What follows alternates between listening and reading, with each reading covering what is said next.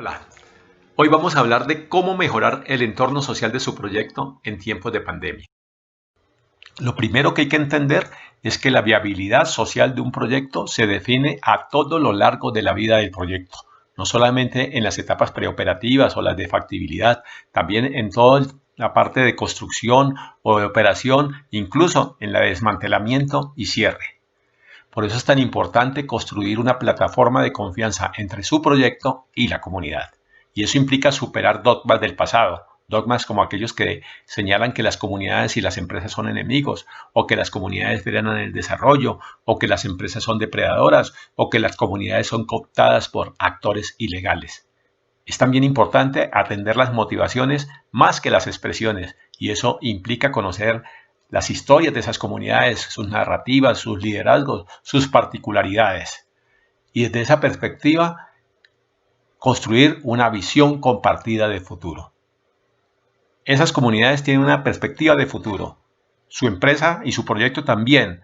Las dinámicas locales de gobierno o de otros grupos de interés también tienen una perspectiva de futuro. Qué mejor que construir esa visión de futuro compartida donde usted entienda que esas comunidades le agregan valor a su proyecto y también que las comunidades entiendan que su proyecto le agrega valor a sus perspectivas de desarrollo social.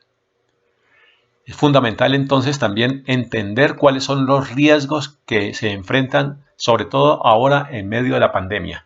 Y hay riesgos en materia de salud que compromete a las comunidades, a las autoridades y a los representantes del proyecto.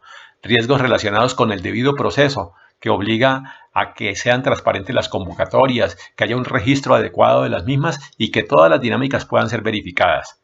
Riesgos en materia de participación en la medida en que deben estar incorporados todas las expresiones comunitarias, todos los grupos de interés que hay al interior de las comunidades y riesgos relacionados con los derechos, no solamente el de participación y el de información, sino sobre todo con comunidades étnicas a riesgos de interculturalidad y riesgos asociados a los derechos fundamentales de las personas.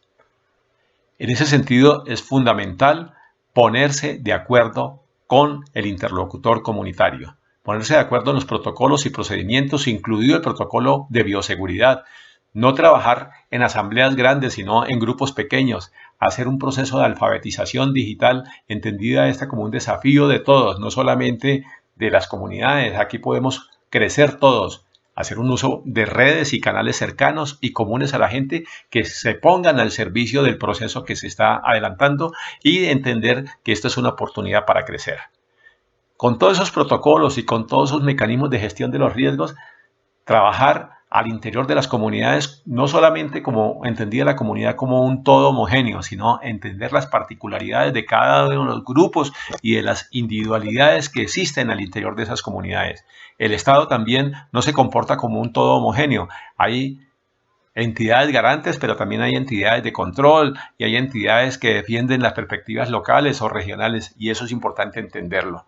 Por eso, desde esta perspectiva es fundamental construir con el interlocutor unos criterios de relacionamiento permanente, aferrarse a los principios, no a los instrumentos, ser creativo y compartir esa creatividad con el interlocutor comunitario en materia de conectividad, en materia de uso de mecanismos que ya funcionan en la zona.